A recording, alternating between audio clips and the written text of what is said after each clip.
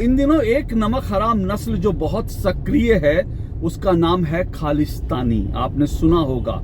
दीना कौर को, वहां के जो स्थानीय मुसलमान थे, उन्होंने दीना कौर को किडनैप किया, दीना कौर के साथ बलात्कार किया और उनका धर्मांतरण कर दिया है। पाकिस्तान में जिस तरह से सिखों पर अत्याचार हो रहा है, उनकी बोलती क्यों बंद हो जाती है? वहां पर वो क्यों नहीं बोलते? वहां पे क्यों नहीं लड़ लेते? अफगानिस्तान में बाकायदा सिखों को पकड़ पकड़ कर जेलों में डाला जा रहा है, उनके केश काटे जा रहे हैं। केश जो सिखों के लिए बहुत पवित्र होता है। तालिबानियों से लड़ने के लिए अफगानिस्तान क्यों नहीं जाते? ना खालिस्तानियों ने दीना कौर के लिए एक शब्द बोला, ना किसी और ने बोला।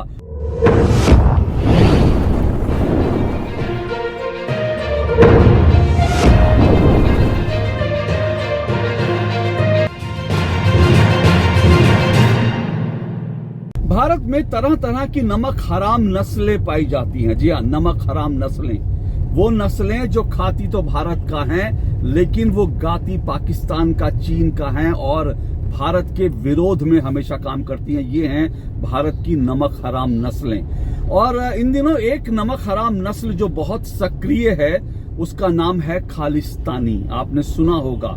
ये खालिस्तानी नमक हराम नस्ल जो है इन दिनों खासी सक्रिय है, न सिर्फ भारत के अंदर बल्कि भारत के बाहर, कनाडा तक ये नमक हराम नस्ल जो है वहां पर, और यूके में, अमेरिका में, कई देशों में ये नमक हराम नस्ल जो है, खालिस्तानी जो नस्ल है, जो पाई जाती है।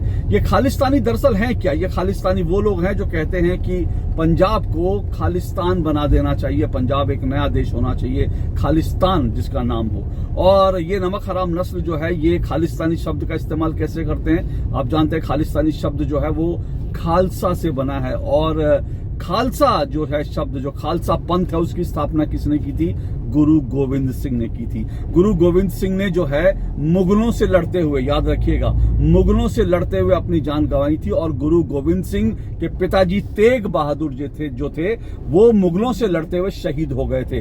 और गुरु गोविंद सिंह जिन्होंने खालसा पंथ की स्थापना की थी, मुगलों ने उनके जो साहबजादे थे उनको जिंदा दीवार में चुनवा दिया था। तो ये दरअसल ये गुरु गोविंद सिंह जिन्होंने खालसा पंथ की स्थापना की, उनसे मुगलों का जो संघर्ष था ये उसकी असलियत है। लेकिन आज जो खुद को खालिस्तानी कहते हैं, जो गुरु गोविंद सिंह के खुद को जो अनुयायी कहते हैं, वो किस तरह से मुगलों से, मुसलमानों से और जिहादियों से लड़ रहे हैं, उसका जरा मैं सबूत देखिए। और उसको दरअसल उसी को लेकर आज मैं कुछ सवाल उठाना चाहता हूं। आपको मालूम ही होगा कि इन दिनों पाकिस्तान में जो तमाम सिख हैं, सिख भाई हैं, खालसा हैं, वो सड़कों पर संघर्ष कर रहे हैं। वो सड़कों पर लगातार प्रदर्शन कर रहे हैं, विरोध प्रदर्शन कर रहे हैं। क्यों विरोध प्रदर्शन कर रहे हैं? क्योंकि वहां पर एक खालसा बच्ची जो है, खालसा महिला जो है, एक सिख महिला जो है जिसका नाम दीना कौर था, उस दीना कौर को लेकर के उसकी वापसी के लिए खालसा पंथ के लोग, सिख समुदाय के लोग जो है वहां पर संघर्ष कर रहे हैं। दीना कौर को, वहां के जो स्थानीय मुसलमान थे, उन्होंने दीना कौर को किडनैप किया, दीना कौर के साथ बलात्कार किया और उनका धर्मांतरण कर दिया है। बलात्कार के बाद, जबरन शादी के बाद और जबरन निकाह पढ़ाए जाने के बाद अब वो मुस्लिम बन चुकी है। तो वहां का जो सिख समाज है वो काफी उत्तेजित है और इसको लेकर प्रदर्शन कर रहा है। जो पाकिस्तान का सिख समाज है उसने दुनिया भर के सिख समाज से कहा है कि हमें समर्थन कीजिए, हमारी बच्ची जो है उसके ऊपर इस तरह से अत्याचार हो रहा है। और ये पहला मामला नहीं है।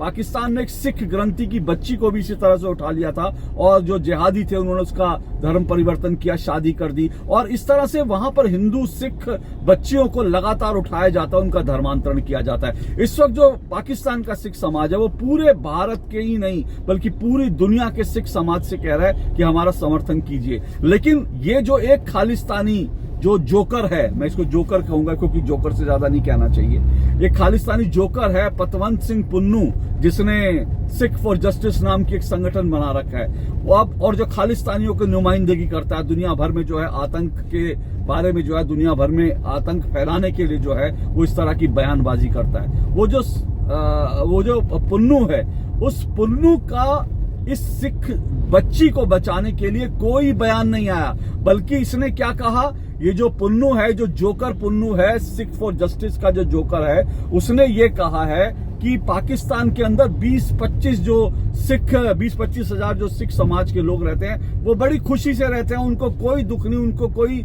चिंता नहीं, उनको कोई जो है उनके साथ तकलीफ नहीं है, वो बड़े आराम से सुख शांति से रह रहे हैं। लेकिन किस तरह की सुख शांति से रह रहे हैं ये दीना कौर का जो मामला है उससे पता चल जाता है। तो सवाल ये जो खालिस्तानी है, सिर्फ मैं पुन्नू की बात नहीं करता बल्कि दुनिया भर में जो लोग खालिस्तान का झंडा उठाते हैं, अपने आप को खालिस्तानी कहते हैं, खालसा पंथ के रक्षक कहते हैं, खालसा पंथ के अनुयायी कहते हैं, वो पाकिस्तान में जिस तरह से सिखों पर अत्याचार हो रहा है उनकी बोलती क्यों बंद हो जाती है? वहां पर वो क्यों नहीं बोलते, वहां पे क्यों नहीं लड़ लेते?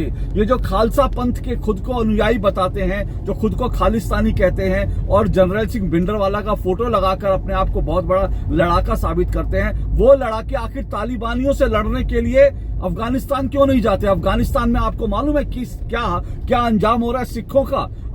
अफगानिस्तान में बाकायदा सिखों को पकड़ कर जेलों में डाला जा रहा है, उनके केश काटे जा रहे हैं। केश जो सिखों के लिए बहुत पवित्र होता है और उनके केश जबरन काटे जा रहे हैं और उनको जो है उनको धर्मांतरण करने के लिए मजबूर किया जा रहा है। अभी हाल ही में जो है अफगानिस्तान से करीब 55 सिखों का एक जत्था भारत आया, क्योंकि इनको भारत के अलावा कोई देश नहीं है इनको जो शरण दे। भारत ने इनको वीजा दिया, भारत इनको लेकर आया और इन्होंने बताया कि हमको वहां पर तालिबानियों ने जेल में ठूस दिया, हमारे केश काट दिए, हमारे ऊपर अत्याचार करते हैं, हमारी बहू बेटियों के ऊपर अत्याचार करते हैं। तो ये जो खालिस्तानी जो है, जो अपने आप को बड़ा जो है योद्धा बताते हैं, आज इनसे सवाल पूछा जाना चाहिए कि तालिबान जब वहां पर इतने अत्याचार कर रहा है सिखों के ऊपर, तो इनका जो शौर्य है इनका कहां चला जाता है? इन खालिस्तानियों का, इनका जो ये जो खुद को लड़ाके कहते हैं, जो सिख कहते हैं अपने आप को, जो शौर्य का प्रतीक जो है सिख है, जो उसका प्रतिनिधि होने का दावा करते हैं। तो सवाल है कि तालिबानियों से अफगानिस्तान में जाके क्यों नहीं लड़ते? इतनी ताकत है अगर आप में, तो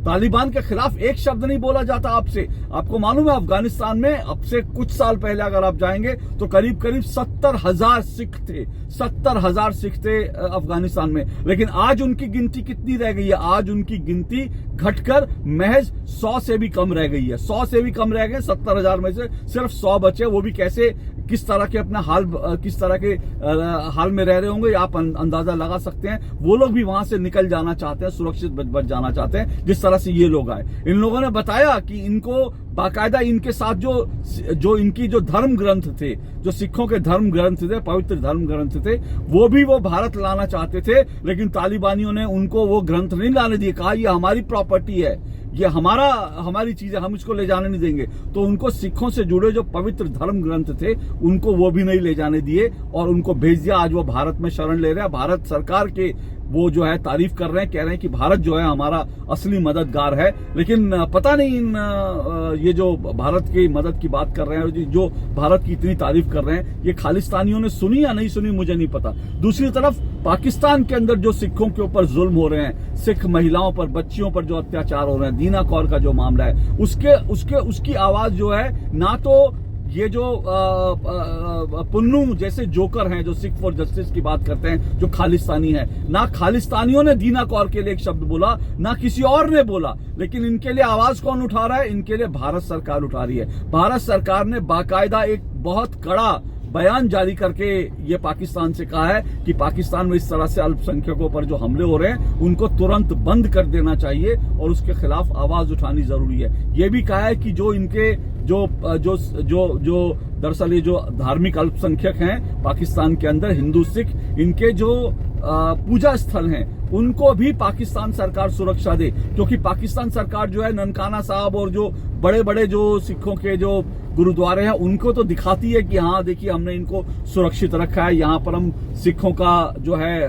उनका स्वागत करते हैं। लेकिन असलियत ये है कि जो ऐसे पाकिस्तान के अंदर बहुत सारे गुरुद्वारे हैं जो ऐतिहासिक महत्व के हैं, सिख जो धर्म गुरु हैं, सिख गुरुओं के जो सिख गुरुओं ने वहां पर जो है अपने चरण रखे थे, सिख गुरुओं ने वहां पर जाकर जो है कोई ना कोई वहां पर एक्टिविटी की थी, वो भी धरोहर हैं। लेकिन वो धीरे धीरे कन्वर्ट हो रहे हैं, उन पर अवैध रूप से कब्जे हो रहे हैं। और ये सारी चीजें जो हैं, ये सारी चीजें जो यूनाइटेड नेशन की जो एक कमेटी है, जो यूनाइटेड नेशन की USCIRF जो कि अमेरिका में जो तमाम जो धार्मिक अल्पसंख्यकों पर जो अत्याचार होता है उसको लेकर रिपोर्ट तैयार करती है, उस संस्था ने जो 2022 की जो रिपोर्ट तैयार की है उसमें कहा है कि पाकिस्तान में जो अल्पसंख्यक है उनकी स्थिति बहुत खराब है, ये वहां पर कहा जा रहा है। लेकिन ये जो जिस तरह से जो तमाम ये जो खालिस्तानी हैं, खालिस्तानी पाकिस्तान के मामले में और साथ साथ खालिस्तानी जो हैं वो पाकिस्तान के मामले में कुछ नहीं बोलते। खालिस्तानियों से एक सवाल और अंतिम होना चाहिए, वो जो बड़ा जरूरी है कि उनको खालिस्तान चाहिए ना, वो चाहते हैं कि पंजाब को खालिस्तान बना दिया जाए। अरे इतना ही तुम में दम है, हिम्मत है तो जाकर के पाकिस्तान का जो पंजाब प्रांत है वहां खालिस्तान बना लो ना। अगर हिम्मत है वहां जाकर खालिस्तान क्यों नहीं मांगते हो? पंजाब प्रांत को क्यों नहीं कहते कि उसको खालिस्तान बना दिया जाए? वहां आपकी टाई टाई फिस हो जाती है। भारत में आप बड़े योद्धा बनते हो क्योंकि भारत में डेमोक्रेसी है, हर किसी को आवाज उठाने की इजाजत है, तो भारत में आप बड़े शूरवीर बनते हो। लेकिन पाकिस्तान में तालिबान के सामने जाकर अफगानिस्तान में आपकी टाई टाई फिस हो जाती है। तो ये हाल है खालिस्तानियों का। तो अगर आप जाओ ना, आप में दम है तो आप कहिए कि पंजाब, पाकिस्तान का जो पंजाब प्रांत है जो भारत के भी पंजाब प्रांत से कहीं ज्यादा बड़ा है, आप कहिए ना कि उसको खालिस्तान बना दिया जाए और वो जो है खालिस्तानियों के लिए एक अलग देश हो जाए। उसकी मांग अगर हिम्मत है तो जरूर करिए, नहीं तो ये ढकोसला बंद कीजिए। दरअसल ये खालिस्तानी जो है ये खालसा पंथ से इनका कोई लेना देना नहीं, सिख गुरुओं की परंपराओं से इनका कोई लेना देना नहीं।